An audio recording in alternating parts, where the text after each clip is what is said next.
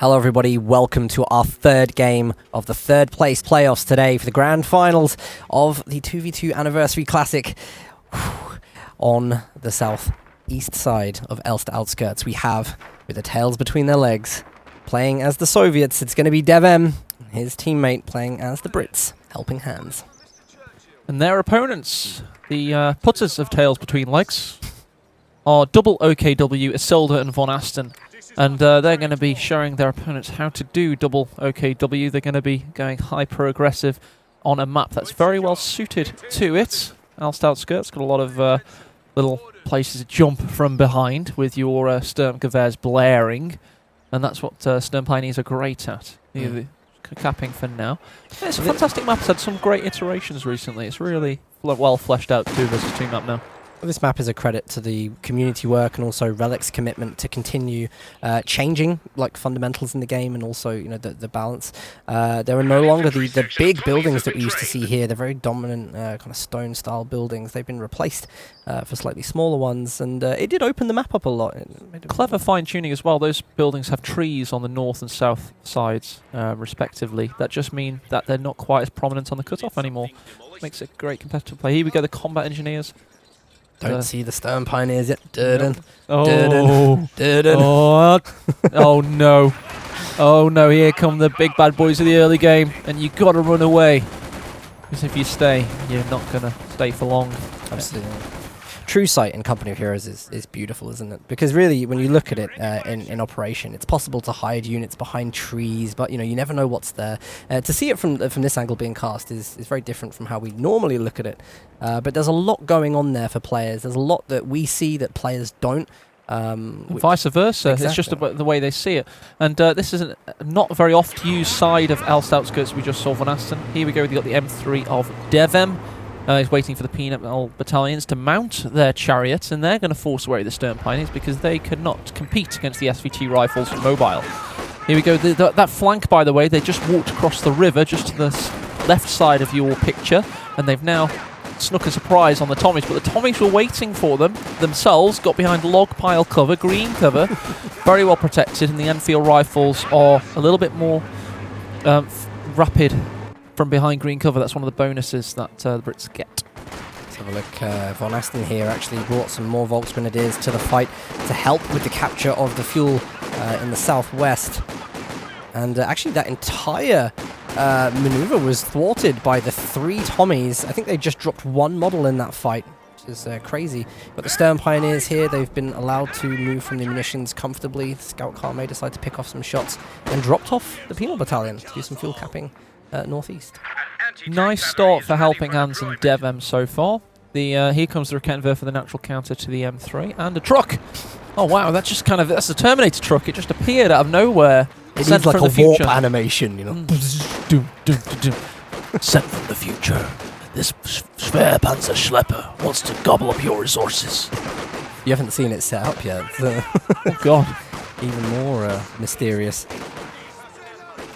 Here we go, the penal battalions versus Volksgrenadiers. He's going to try this combat engineer inside the M3. There's probably upgrading to the flamethrower, I imagine. Yes, indeed. There we go. It's just about to pop, as we say in the community.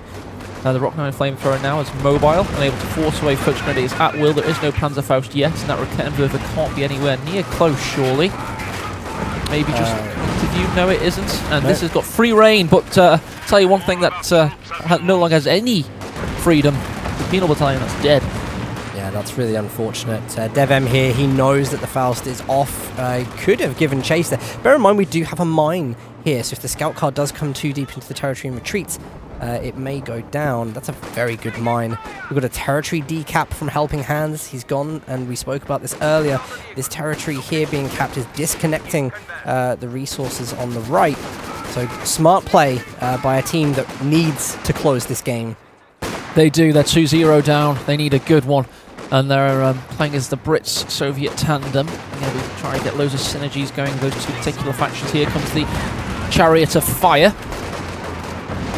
That's a nice push. I think he needs to be careful, though, because we do see the tier buildings are nearly completed. but not in time for the Faust. That means that fuel should be double fuel for allies at this rate. Double fuel for allies. You'll be seeing earlier Cromwells, earlier T-70s on the battlefield, and that'll punish you even further. Nice use of medical supplies for Isildur, getting his units back up to full health. That's because he's gone mechanized. No, actually he went for... Oh, really? That's interesting. So he's using med supplies. Even though he's gone battle group, because perhaps he wants the manpower. Of course, it's fuel to upgrade the battle group to the medics. So of course he'll be able to get whatever he is going for out a little bit quicker. Often Isildur will go for the Panzer IV as soon as humanly possible. So he'll be next going for the Schwer Panzer Schlepper, the Schwer Panzer Headquarters, rather. Gets quite confusing if you'd learn the wording. Just call it the Boom Boom Cannon Truck. He's going to go for the Boom Boom Cannon Truck, which will allow him to get to the tanky tank. And a very apt description. Nice use of M3 there, forcing away the Stern Pioneers. Hasn't been Fausted yet, and I wonder if Isildur and Von Asten are trying to not give the game away until the scout car's in a position they can deal with it.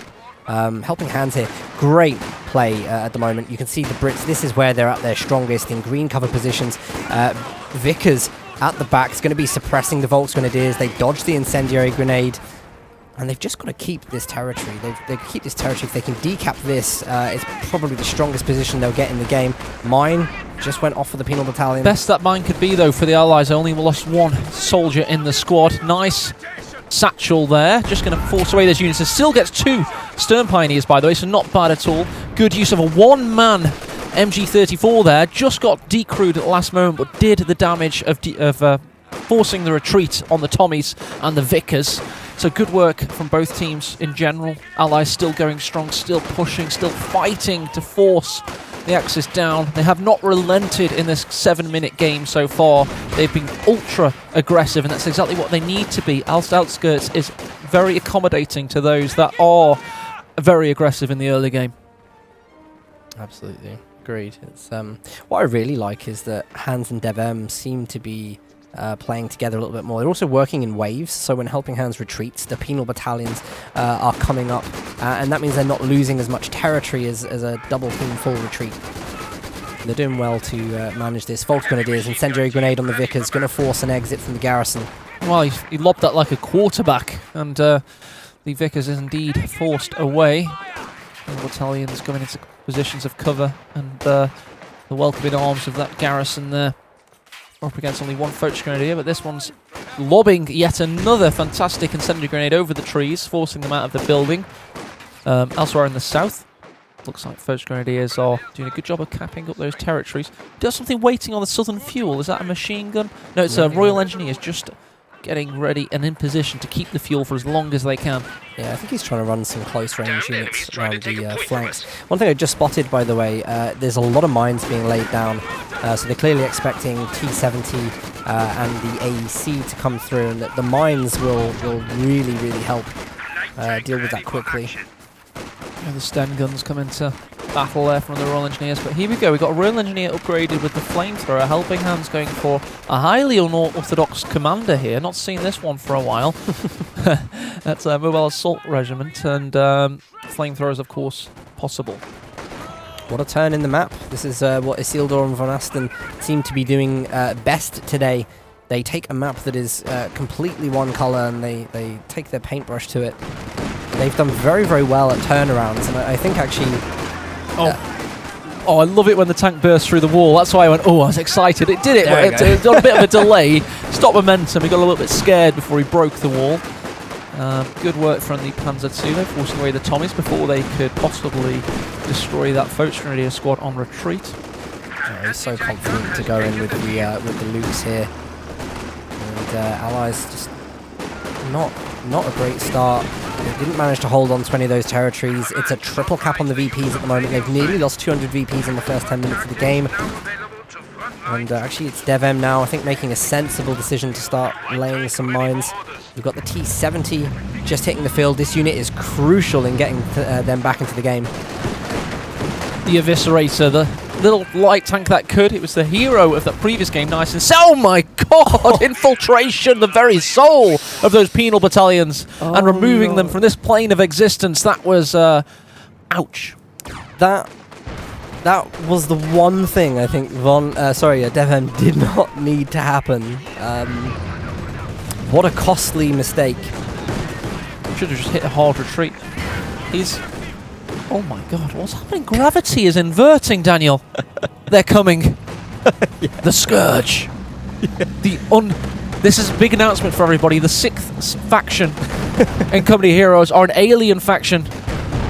And alter reality. Here we go. But as I say, DevM is a hero from the Company Heroes 1 era. He's so used to pedaling out of grenades using his reflexes to dodge. And maybe that kind of learned behaviour sometimes is a little bit against you there when it's very situational. And in a if you were hit by an infiltration grenade volley, which is about 7 grenades, just hard retreat sometimes. Maybe he's just so used to being so nimble that it actually cost him there. I think so, yeah, but you've also got that decision of do you hit the retreat and your opponent might be throwing grenades on your retreat path. You have to calculate it. It may just be that he wasn't there in time. But here's the tier 4. The Panzerschwere had headquarters in a great position to cover this strategic decap. They've also nulled the green cover that British set up earlier. Oh, it's just showing my incredibly intelligent knowledge of the game there. The Boom Boom cannon truck has indeed been deployed by Isildur. No wasted fuel for the Englishman playing OKW. He is going straight for the Panzer IV, of course. Here we go, we got the 6-pounder in preparation. They're Helping Hands, an excellent 2 versus 2 player. Has the highest population cap in his team, 52. Meaning he's got a great preservation in this game. 6-pounders well positioned. Look at those infiltration grenades. I mean, that's good dodging by Hans, though, because he got out of the building and then didn't retreat. That would have maybe lost him a few models. He did the correct thing. But now he's going to take another incendiary grenade. And the AT gun just pushed away from that engagement, not able to deal with the Lukes from Von Asten. T-70 is going to have to come and help. It is. From the south, they're possibly going to have to join their efforts now, the Brits and the Soviets, and just try and get some of their territories back because they're losing their individual battles, seemingly. I think the squad just went down to a mine that was laid by those sappers. There was a squad loss there. Need to see those squad losses. Oh, good work here from DevM. He's gone north and he's just neutralising that fuel point there. It won't be connected, I don't think, but it is by the VP. Let's just have a look. Actually, will be here. It will be. I'm not sure the VP connects that one. No, it will be. It will be when the standard territory point's connected. Yes. So good actual, I suppose, double capping. He's They're doing well to get the control back, and they need to get the control back to get vehicles on the field to deal with this. And I think actually this turnaround goes to show how committed they are to staying in this tournament. Committed to getting an extra $650 to their prize pool as well, because it's $600 for the losers of this match each, and $1,250 for the winners. So it's more than double. See the T-70 here responding to seeing the MG-34 on the right-hand side. Great positioned Raketten focusing on this choke point. Going to push the T-70 away. Here's the Maxim Ratatata, water-cooled 19th century colonial era technology in full effect. MG-34, a late 30s German design. Very good for being in the hull of tanks. It didn't take up much space and you could change the barrel in it with great ease. Here's the Boom Boom truck, made by the Venga Boys, one of their lesser known songs. The Pioneers find the side of that house. They're just going to try and bully the Tommies out of it with brute force. But Lee Enfield rifles are very good in this game, and the M2 flamethrower offered by the Sappers was threatening, caused a full hard retreat. Stuka's boost with its first barrage. Where's it firing? Pretty sure it's here. Very good premonition. But very good premonition also from a certain Portuguese player that just moved out the way and then moved back again. I think every 2v2 player at the moment is expecting, it comes up to like 12, 15 minutes, and they're like, right, start moving things. Just like Tyson Fury versus Deontay Wilder, you can be an expert player, you can dodge bombs constantly, low skill bombs but you're going to get caught eventually, and that's what rocket artillery does to you. You may be one of the best players in the game, but you are going to get hit the longer the game goes. Oh, this engagement is tense here. The T-70 is trying to break through. The great Raketten there, supported by the MG-34. On the left side, sappers with the flamethrowers. They've got to clear this MG position. The Cromwell's coming in fresh on the field to muscle in, but it was on tank fire only. Now it could chase down the Lukes. Yes, here comes the Cromwell. Couldn't quite get the angle though, and a little bit trepidatious there from Helping Hands. He isn't one of those players that fully commits. He just tries to get an edge in a situation. It's one of those. He's one of those players that isn't a maximum risk player. He's a little bit risk averse, but it works well for him because over the course of the battle, he will ascend to victory. That's his theory, at least. We had a great flank from DevM there. Did you see he ran around the outside just to get to the back of the machine gun? Isildur is trying to hard cut off the fuel on the left-hand side. You can see that's been successful, but that's currently being reworked by DevM. And I really like that when Isildur and Von Asten get pushed back off the map, they try to play creatively to stunt the effects of the resource boosting that's going on. Deutsche Grenadiers under suppression there, and here comes the Veteran C2 7-kill T-70. And just look at the beauty of it as it destroys those men that are running away. It's a brutal picture, but beautifully displayed.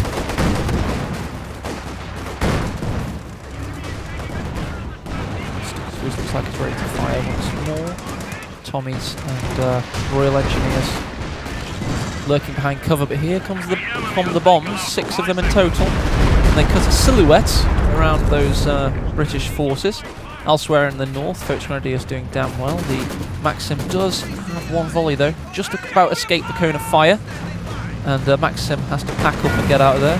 T-70 decides to attack that van, and then the hay bale. Interesting methodology. And here comes the aforementioned Panzer IV, a little bit later than we expected. 17 minutes in the game, so he's a little bit delayed. But it is a fantastic tank. T-70's had to be so careful throughout this game. DevM needs to stop laying that mine there because it is in view of the Raketten. Isildur will know that that unit is there. They've got a great hold on some of the maps still, but you can see they're just struggling to get the caps. This Raketten's going to walk into this mine and be forced away pretty quickly. Yeah, we can afford to look away for the next 2 minutes. It's taking its time about it. So, Cromwell's hit a mine itself. Talking of mines, mines win games is one of the famous mantras of the competitive scene of Company of Heroes. And the Cromwell looks like it should be fine, though. I don't know, that Panzer IV seemed to change its direction. So did the Zis gun of insane DevM. Probably going to reposition, put itself in safety. Here comes the Rakettenwerfer also. That could go into cloak mode and try and get him. God, what a mess. What a mess in the center of the map right now. Desperate to get on the VPs, they bring the AT, they've got the Panzer II Lukes to deal with the Vickers covering the center. On the right side, we did see the Raketten hit the mine. The T-70 went in to try and close the unit down. If he can get the wipe, they might get themselves a stealthed AT gun. There we go, Panzer II reversing away. Maxim T-70 brutally attacking that man. He had his hands up, he was surrendering. No care from the T-70, just running them down in this war of annihilation. And Rakettenwerfer's pushed away. Penal battalions doing a good job. Stern Pioneers doing their best to cap this point deep within enemy lines. Dan, this game has seemingly become a lot more equitable and has a lot more parity now. It's anybody's game, quite frankly. No, I absolutely agree, because what looked like a really bad situation earlier, where I didn't really think that Helping Hands and DevM were going to be able to stay in this game, they've completely turned it around. They're playing incredibly well. They're coming up with the right builds, getting units in the right places. I'm really impressed, actually. Yeah, as am I. I think that this is showing the true elite level of the game, and it's hitting the right peak at the exact right time. So much practice and preparation has gone into this tournament, and it's showing on the field of play, and that's exactly what you want to see. Tommies, though, in a very difficult predicament. They're just looking to get a prone shot off on those Stern Pioneers, seemingly. They couldn't quite get it. Nice mines coming up, and Panzer IV surveying the battlefield. Cromwell having a little bit of a jab and move, see what's out there, see if there's any way you can land a haymaker. That's a lot of mines just been swept by Isildo. He's got Minesweepers on the Stern Pioneer. So you can see at least 3 mines that have been laid by DevM, and those mines now being swept is really sad, really, because if the Panzer IV had hit those, it would have been a good opportunity for the Cromwell to come in. But you've got to keep creating those opportunities to make use of them later on. T-70 there, just getting Veterancy 3, and this unit now has an incredible sight range when it's in recon mode. Hopefully we do get to see that. But also, it's increased mobility. The T-70 is a tank for getting around the battlefield and causing problems. And now with its superior veteran stats, it's able to just accelerate out of combat more quickly, evade predators such as the Panzer IV, and get into combat more quickly and effectively and cause problems for infantry. And at top levels of play, that's exactly what you want to be using the T-70 to do. Here come the bombs. Playing the lottery and not striking it lucky this time. Up in the north, we've got combat engineers firing through the ferns. Doing a decent job of it. This is a fervent battle. It's all over the place. It's a hodgepodge mess. And that's exactly what we like. We like it messy. We like it dirty. We like it that way sometimes. Sometimes you want these lovely strategic plays where you see a natural and beautiful poetic movement establishing itself and then a counter movement. But in this game, Dan, it's just 2 men but another 2 guys just smashing each other's faces in as best they can, metaphorically speaking, through the medium of RTS tactical warfare. Well, we just saw that the Lukes went down there to a dive by the Cromwell. The Raketans were not able to get the finishing shot. And Von Asten's tried to make things very, very hard for Helping Hands to keep the VP on the left. That being said, though, Hands, I think, has come into his own and has started playing an incredible game. He is indeed. Foch Grenadiers Veterancy 4 deep within enemy lines trying to get the cut-off. Meanwhile, Sappers discover stolen AT gun well out of bounds. It's going for the auto repairs here. There we go, making good use of the ability, which certainly is ready. Panzer IV forcing away the penal battalions. Good shots in from the double tandem AT guns, forcing away the Panzer IV. No, it's not reacted in time, and Isilda pays the price, and it is a fatal one indeed. Here comes the rocket artillery. Wow, that was really bad, actually. Maybe they were distracted by the insane amount of artillery coming into the center from the land mattress of Hands, but to miss such an important unit. IS-2's here, and this is 60 tons of Soviet heavy Starlinium. It's got a 122mm cannon, and when it makes its way onto the battlefield, when it finally gets there, if it ever does, it's a tank you have to play right. You can't afford to get it wrong with an IS-2. We're losing a capture point. I've loved this T-70 play all game. I think DevM's really saving himself with this unit choice. Just another 5 minutes before this hits. There we go, the IS-2's finally here. Now this tank, you have to keep it stationary. You want to be attack grounding with it. And you want to be getting your shots off in perfect timing. It's all about finding your prey, going stationary, and making every shot count, because the turret traversal rate is too low. The round replenishment rate is too low. It does not reload very fast at all. But if you get those shots off and they hit, it can be a godlike tank. Loving the positioning of the Raketans. They do get found out. Cromwell has to dive behind them to get away from the arc of fire safely. Can they pick off that last model that will drop the crew? Flamers on the Sappers. Looks like they're going to get away. Oh! Dropped at the last minute. Drops the last minute and it's there for the taking. IS-2's going to show what it's capable of now, possibly. Nope. Couldn't get the shot off in time. Damn it. There he goes. Fires a little one at the... Yeah, this is, by the way, we're going to get to see the vision now on the T-70. Big vision.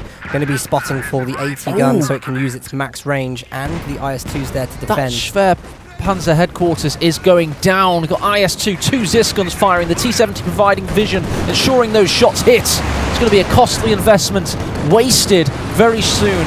The Stern Pioneers are trying their hardest with those little blowtorches to repair it and weld it back together as soon as they can. Rakettenwerfer finds the T-70, forces it away.